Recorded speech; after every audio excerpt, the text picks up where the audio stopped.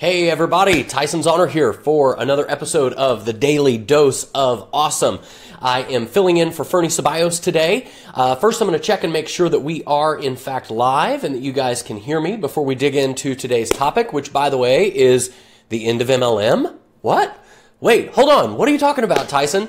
We're going to talk about a big question that I hear from a lot of people, especially in network marketing, that ask me, should I lead with my business opportunity, or should I lead with my product? In other words, product, I mean the thing, the consumable thing, whether it's a service that you're offering or it's a product or whatever they can consume. Should I lead with that thing, or should I be leading with the make money message, the opportunity?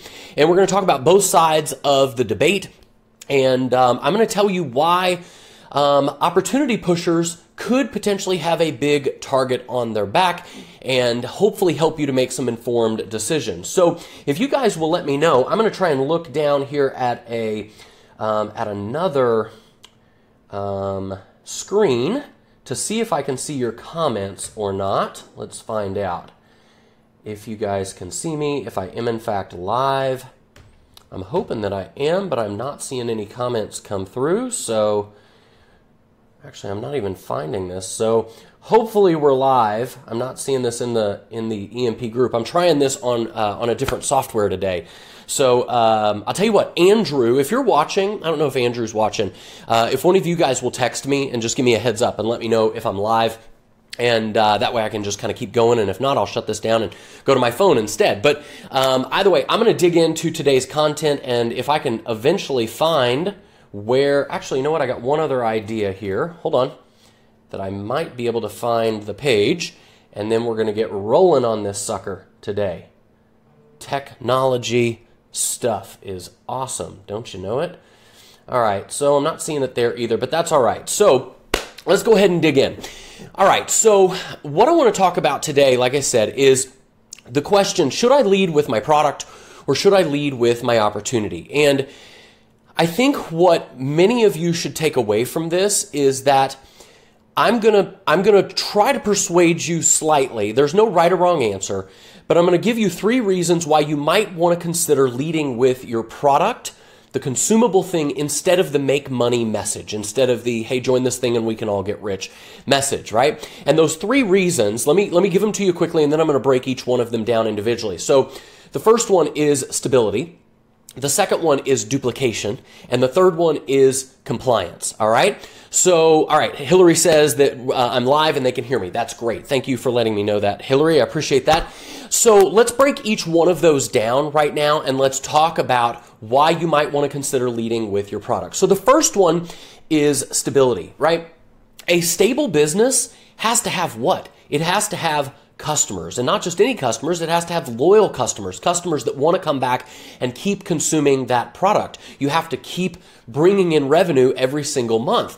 And if you are not building a stable base of customers, you're building like a house of cards that, you know, one flick of a card at the bottom of that pyramid, funny word, right, can cause the entire thing to crumble.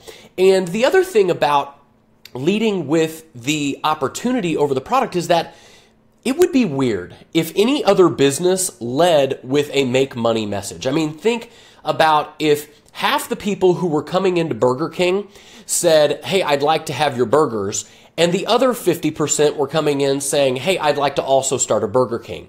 That's weird, right? It doesn't make sense in the normal realm of business. And so as business owners, you know, Burger King has to have people consistently coming in, consuming their burgers, their fries, their sandwiches, whatever, right, in order to have a stable business.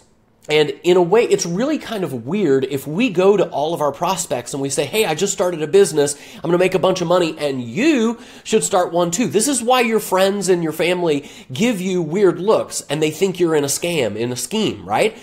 And the other thing to consider is, regarding stability, is what happens to the people who don't make money once because like when people join an opportunity to just make money, they're really fired up in the beginning, right? I mean, like that first 2 weeks, it's like it's like honeymoon period. Their excitement levels are off the freaking charts and they're ready to go out and they're like, I'm going to crush this thing. And then all of a sudden that high wears off and they realize, oh, this is like hard work. I got to put in the work and it takes time and the excitement level goes away and they just kind of fizzle out. Well, what happens if they were only consuming the product so that they could qualify for commissions? If they didn't really believe in the product? Well, number one, they're going to have a hard time promoting something they don't believe in anyway. And number two, if they were only buying the product so that they could be eligible for commissions, they are probably going to stop using the product, which means you're losing a customer, you're losing stable revenue, right? And then the other thing regarding stability is I want you to consider that a lot of people, they decide to become a business builder after they've gotten hooked on the product. And so there's so many people who are so anxious to just like have a big team of people out there building that they're like, well, I'm just going to go talk money message to everybody. Money, money, money, money, money. And they say, here to everybody they talk to, it's all about the money.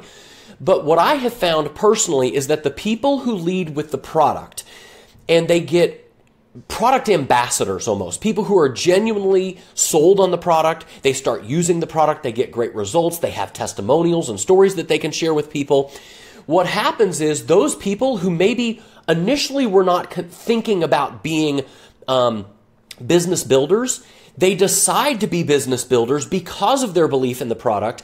And what happens? They're probably going to be much more committed to the business building process. They're probably going to be much more persuasive in their attempts to talk to other people because they have a personal story that's built on an actual product that works. And so those people are actually going to stick around a lot longer. And so when you do that, you're actually playing the long-term game, which works a whole lot better in my personal opinion and experience. All right, so that's all about stability. The second reason I said was duplication.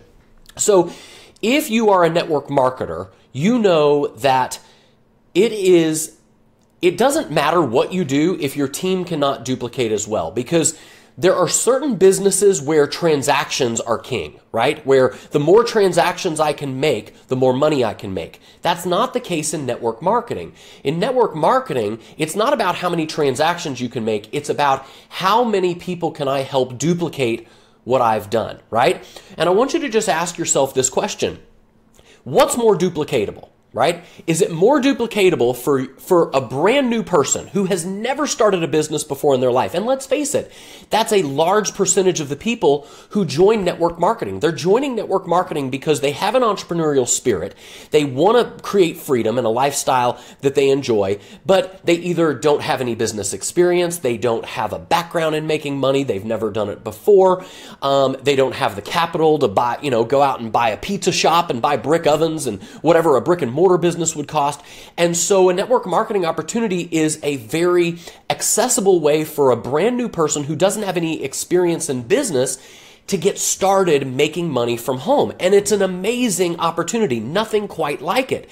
But I want you to ask yourself, for the average person who's never created business success before, what's more duplicatable? Is it more duplicatable for them to go to grandma, right? If they're talking to their warm market, which you certainly can do. That's not necessarily something that I enjoy doing or teaching. And in Elite Marketing Pro, they teach you how to go out and find interested prospects so you don't have to bug your friends and family. But having said all of that, let's just say for argument's sake that you did want to teach a new recruit to go talk to their friends and family. Is it more duplicatable for, Joe Smith or, Susie Smith, brand new distributor, to go out and talk to grandma and say, hey, grandma, I just joined a company and I'm going to get rich and you should join it and you're going to get rich too? Oh my gosh. It's like, that, guys, that's why people think we're in a scam. That's why everybody thinks it's a scheme. And to be honest, if you're only recruiting to recruit, you are in a scheme. You are in a scam. If there is no really valuable consumable product to back up the compensation plan and you're only recruiting to recruit, that's the definition of a scheme. But when we have a real product that helps people, and we're moving the product, not only is it not seen as a scam, but it's also a lot more duplicatable, because while Susie Smith, brand new distributor with no experience, might not be able to go to grandma and say, hey, grandma, you're going to get rich. Grandma's going to go, honey, you ain't never made $1 before in business in your life. How in the world are you going to do this, right? You're in a scheme. Run away. But if Susie goes to grandma instead and says this, hey, grandma, listen, I just started a new business. I would love it if you would support me by trying out the product for 30 days and telling me what you would think. You don't have to keep doing it. If you like the product, I would love it if you stayed a customer and supported me in this new business journey. But if you don't like it, that's okay. I'd love your feedback on the product anyway. Now, which one of those two approaches is more duplicatable for the average person that's joining a network marketing opportunity? Obviously, it's number 2. And yeah, okay, yes, maybe there are some doctors and business tycoons in your community that can easily go out with the money message. Maybe they can go out and they can just say, hey, listen, I joined this thing and it's going to make a bunch of money. It's a ground floor opportunity. You should get in. I know business and I know opportunities when I see them.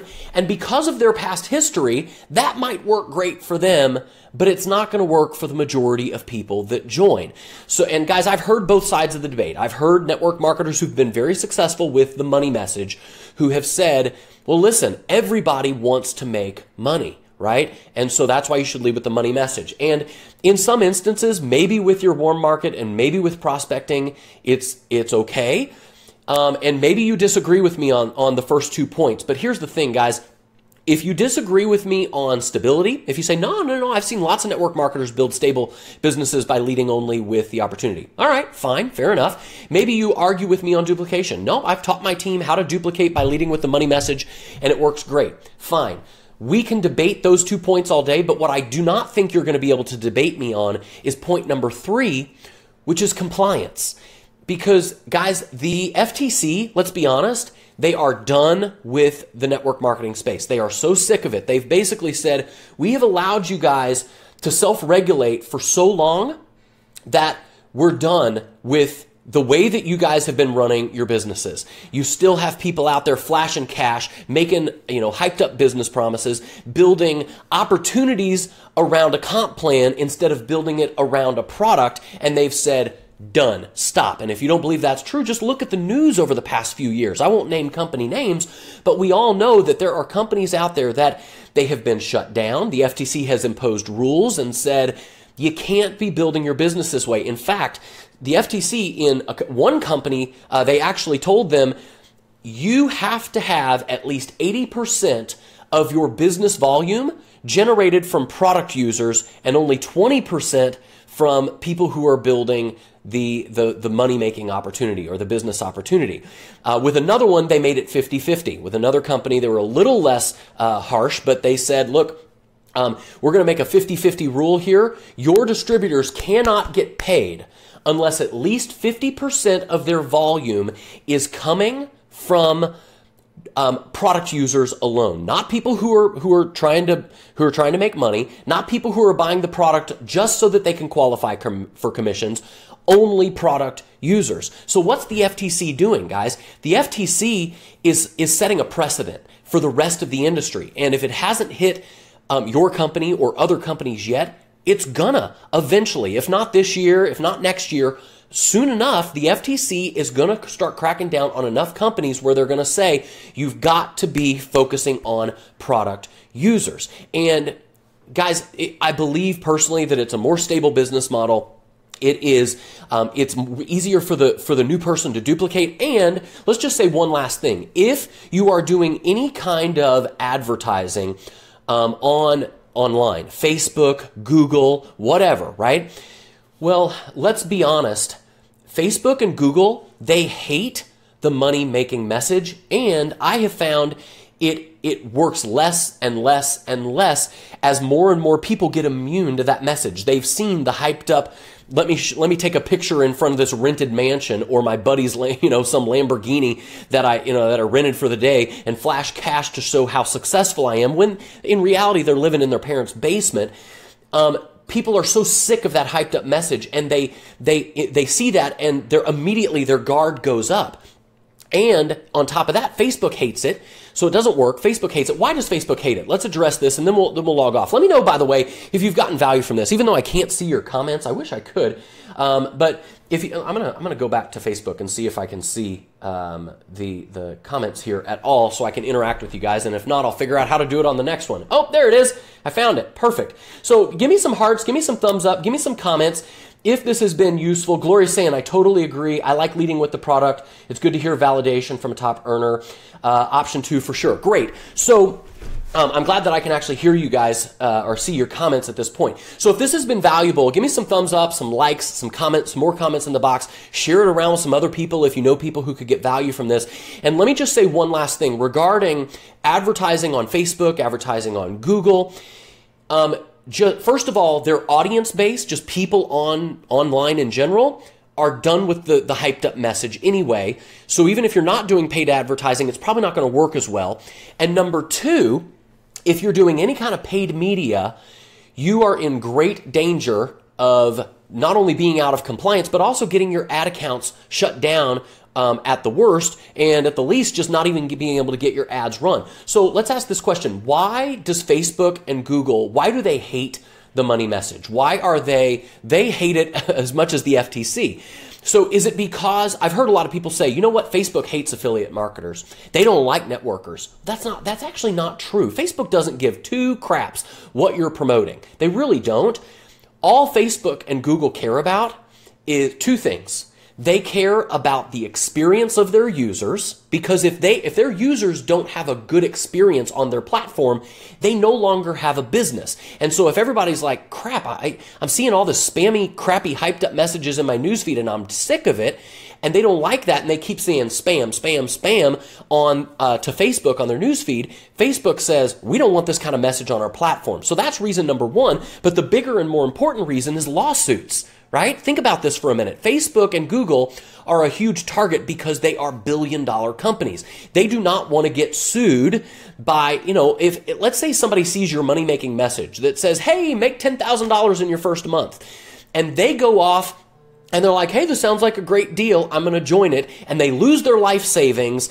And now they're living in the poorhouse and their family left them. Who do you think they're going to sue if they wanted to have a lawsuit? Are they going to come after you? Probably not. They're going to go after the deep pockets. They're going to say, well, Facebook promised me. I saw this thing on Facebook that said I could make $10,000 a month in my first 30 days. And so Facebook lied to me, and I'm going to go sue Facebook. So guys, Facebook and Google don't like the money-making message anyway for those 2 reasons. Because of the user experience, the users hate it, and because of the exposure that it gives them to lawsuits and having people sue them, right? So you guys have to start figuring out, am I going to start building a stable business that's based on product users, or am I going to build another hypey pyramid scheme scam? I hope that you choose the former as opposed to the latter, but those are just my 2 cents. I know this is kind of a hot topic. It's kind of a debatable topic. I know a lot of top earners that would argue with me and say, no. Everybody wants to make money. You should lead with the money message. Well, maybe after hearing today's 3 points, maybe they'll change their mind. I don't know. My goal is not to change anyone's mind. It's just to share with you what I believe is the case. So give me a few more comments in the box. I'd love to say hello before I log off and finish up for the day. So hello, Gloria. Hello, Sonia. Hello, Trish. Hello, Ingrid, Francesca, Monto, Stefan, Mary, Rebecca, Joshua Parnell's on here, Nancy, Scott, Susie, Gloria, Dawn. Welcome, everybody, and thank you for attending. So if you got value out of this, once again, give it some thumbs up, some hearts, some likes, share it around to some people that you know that could get value and benefit from it. And for today, that's all I've got. I'm going to go ahead and log off, and we will see you guys on the next Daily Dose of Awesome. For now, this is Tyson Zahner saying have a great day, signing out for today. Take care. Have a great weekend, folks. Bye.